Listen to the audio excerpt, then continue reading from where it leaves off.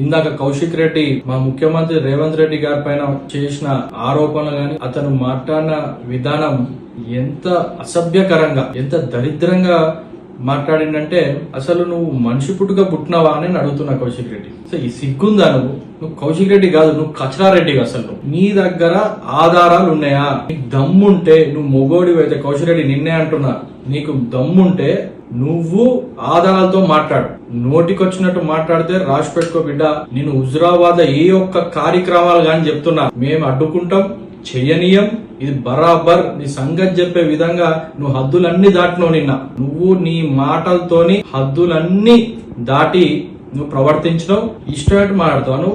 నోటికి ఎంత వస్తే అంత అద్దు అదుపు లేదా నీకు? నీ పక్కనున్న మీ సంజయ్ ఎమ్మెల్యేనే అసహ్యంగా చూస్తున్నాడు నువ్వు మాట్లాడేటప్పుడు. ఇంత నీచంగా మాట్లాడుతుండేది మా కౌశిక్ రెడ్డి అని చెప్పి నిన్ను చూస్తున్నాడు. చూసుకో ఒకసారి వీడియో రివైండ్ చేసుకొని. నీకు ఆధారం ఉందా? నీకు ప్రజలు ఎమ్మెల్యే గెలిపించింది కాన్స్టిట్యున్సీల పనులు చూడ్డందుక, లేకపోతే అపార్ట్మెంట్ లో వాచ్మెన్ ఉన్నందుక? నువ్వు ఉన్నావా? నువ్వు డ్యూటీ చేసినావు, వాచ్మెన్ డ్యూటీ చేస్తున్నావు. కాన్స్టిట్యున్సీ వదిలిపెట్టి ఇక్కడ వాచ్మెన్ డ్యూటీలు చేసుకుంటా బ్రోకర్ పనులు చేసుకుంటా తిరుగుతున్నావా? బిడ్డ నీకు ప్రూఫ్ ఉంటే నువ్వు చూపెట్టు, ఆధారాలతో మాట్లాడు. ఇప్పటికి నీకు 100 సార్లు చెప్పిన నోటికొచ్చినట్టు మాట్లాడకు. ఇందాక నువ్వు మాట్లాడిన ప్రతి విషయంలో ఏ ఒక్క ఆధారమైనా నువ్వు చూపెట్టు. ఉందా నీ దగ్గర? అనేక సార్లు నువ్వు మా మంత్రుల పైన ముఖ్యమంత్రి పైన ఆరోపణలు చేస్తున్నావు. ఆధారాలు ఉన్నాయని 100 సార్లు మేము అడిగినాం, నీ దగ్గర జవాబు లేదు.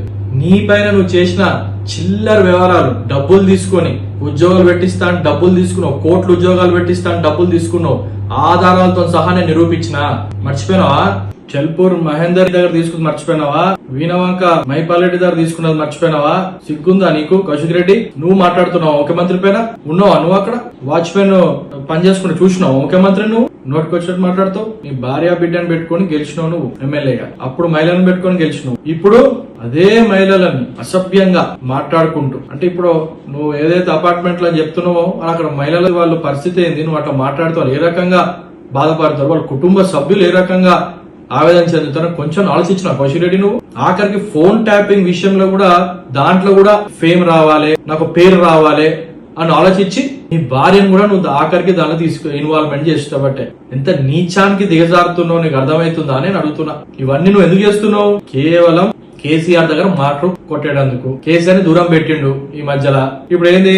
ఆ ఫామ్ హౌస్ లో నీకు ఎంట్రీ లేదు, అక్కడ వాచ్మెన్ దగ్గర కూర్చొని వచ్చిపోయేటోళ్ళు బాత్కాన్లు కొట్టుడు ఉన్నావు. ఇట్లాంటివి ఏమైనా చేస్తే కనీసం నీకు అక్కడైనా కొన్ని మార్కులు పెరిగి మన దగ్గర తీస్తారని ఒక నీచపు ఆలోచనతో నువ్వు ఇచ్చేస్తున్నావు. మన కేసీఆర్ గారిని అడుగుతున్నా, ఇదే నా కేసీఆర్ గారు మీ ట్రైనింగ్? మీ ఎమ్మెల్యే ఒక మహిళల పైన ఇంత చిల్లరగా మాట్లాడుకుంటూ అసభ్యకరంగా మహిళల పట్ల మాట్లాడితే ఇదేనా మీ ట్రైనింగ్ అని అడుగుతున్నా. కౌశిక్ రెడ్డి వెంటనే నీ నుంచి గాని లేదా మీ పార్టీ నుంచి ఖచ్చితంగా మా ముఖ్యమంత్రి రేవంత్ రెడ్డి గారి పైన చేసిన వ్యాఖ్యలకి బేషరతుగా అపాలజీ కావాలి అని మేము డిమాండ్ చేస్తున్నాం.